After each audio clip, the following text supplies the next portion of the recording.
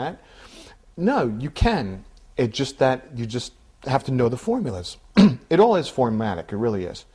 You know, when you think of anything as far as science fiction, and television is mostly very soap operatic. And so if you wanted to get the structure as far as just even a drama or so, because I'm sure that there's people out there that are interested in pursuing in that endeavor, soap opera is perfect for drama. Okay, so once you understand that, then you create your concept, and then you kind of plug in those type of emotional riffs and so forth and so on. Now, we had talked about in the previous lecture as well in Think Behind the Ink about subplots and plot structures, and so I highly recommend, you know, for you to check that out as well, because the core of this material, just as the core of the next in this series, which is Marketing Your Magic, are for those key areas. So if you have all three, then you pretty much have the core of creativity, the thinking out of the box. One is more structure, and then also you have the Marketing Your Magic, okay? All right, so anyway, target your media teacher and then beat them.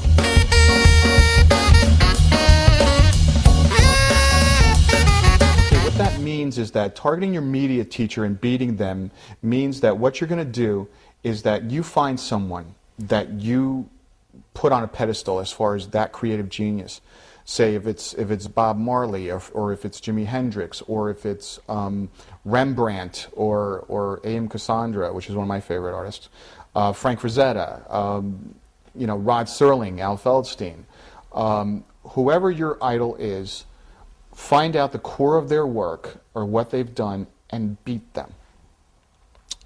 Dare yourself to beat them. If they have 150 works done of quality, you strive for 160 or higher. But here's a clue. What you do is you go for 300, okay? And you have a mindset of 300, but if you go actually to 170 or 200, you've already beaten them. It's a psychological thing, but actually it's also part of martial arts. For example, have you ever wondered how boards are broken? I'm not sure if I mentioned this in the previous lecture, but if I do, if it's a rehash, I apologize. But here's the core of the thought, okay? And actually it is thinking out of the box in a sense. All right, so here you have the board, okay? You have the board right here, all right? And so what you're trying to do is you're trying to break the board with your fist, right? But what they do, they picture a focal point. Now, focus is also very important, obviously, in everything, but so they focus on a point of light, okay, that actually goes past it to here. So when you impact here, you're not impacting, you're not even really seeing the board, you're going past it to the point of where you set the force. And that's how you do it. It's basically a psychological thing. All right, but there's a lesson in that. So the lesson is, well, first of all, if you're going to make a reasonable goal, that's very important. All right. So say if your mentor, you know, that you want to beat as far as to be better, you know, if they have X amount of work produced, you know, you go over it a little bit more, say, you know, maybe 250. All right, but if you still do 180 of quality, you've beaten them. But you actually have gone beyond it by striving to reach that point as the fist goes through the board. I know, bizarre, right? But hey, it's thinking out of the box, right? And that's what you need to do.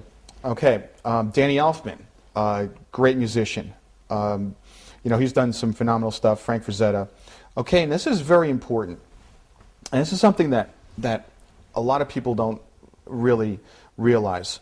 And that's imaginary sharks will bite as hard as real ones do.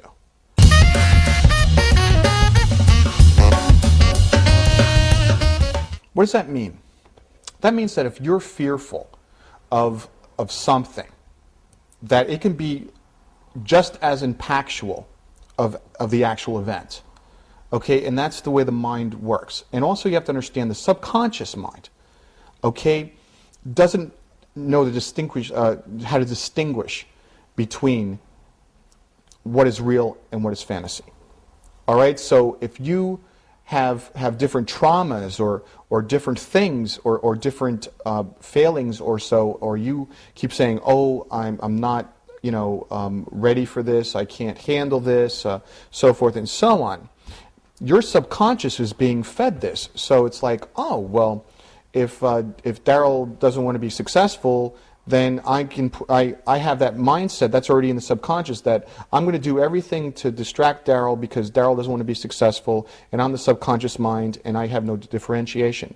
But if you have a positive mental attitude and you have a focus of success, all right, that the subconscious can be trained, all right? And just as the subconscious can be trained as far as that success component, it also can be trained as far as the creative component. So the more creativity that you aspire to, the greater that energy is inside you, and that it'll help with the thinking out of the box.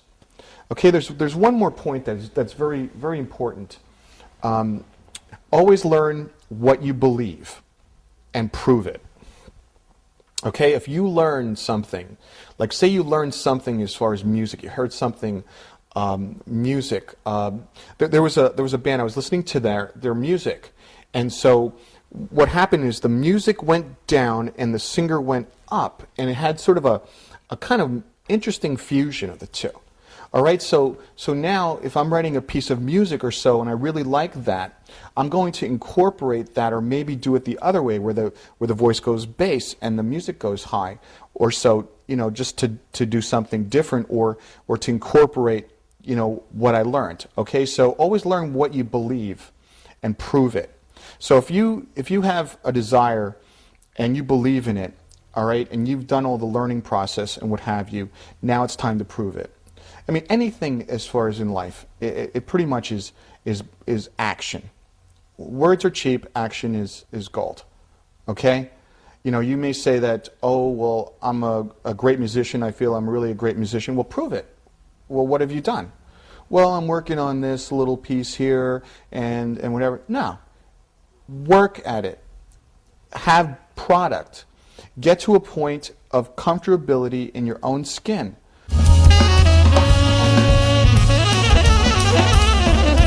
Three-dimensional thinking, what that is where you don't look at things as far as what they are, but you look at what they are, where they are, and how they and what their function is. Okay, so in three-dimensional thinking, what you're trying to do is you are taking something like, if it's a glass on a table. Okay, it's on an old-fashioned table. Okay, and it's in a restaurant. Okay, you can take, with three-dimensional thinking, with your imagination, you can say, okay, well, it's a glass, but it's on a futuristic table in a space station. Okay, you can take it to, it's a whiskey glass on an old bar in a western town from 1786. Okay. It's three-dimensional thinking. It's, in other words, taking objects, taking emotions, taking people, what have you, and kind of giving them three-dimension by using it sort of as an artist uses a model for drawing different characters and so forth and so on, or a model that you would use for, say, a piece of music, like it would be like maybe a gangster beat behind something, or some kind of beat or backbeat or old rock and roll riff or what have you. All right. Well, the fact of the matter is, we talked about a lot of different things, and it really comes down to you as far as the benefit is in your action. Okay. The old adage where I can show you and tell you how I've learned from 30 some odd years of successful writing and music and advertising and sales and what have you, but it's your application to these things that is going to help and enhance your quality of creative life. All right, so I hope this was of benefit to you. And these are things and operating principles that I learned a long time ago. Some I learned the hard way. Others I was blessed by getting from other people in far as their sensibilities. All right. So anyway, I hope I gave you kind of an idea of how to think out of the box. And so it's your responsibility to act upon what you know, look beyond what you know, and start thinking out of the box. Okay? So we'll talk later in the next lecture. And thanks again. It's an honor. It really is an honor to share this knowledge. And that's why I had talked to director, a producer, to do this, because I felt that you get to a certain level of responsibility, and then you have to share this knowledge. So I hope that I've inspired some people out there, and if not, they can laugh, shoot spitballs at the screen, whatever. Okay. Anyway, thanks. Bye.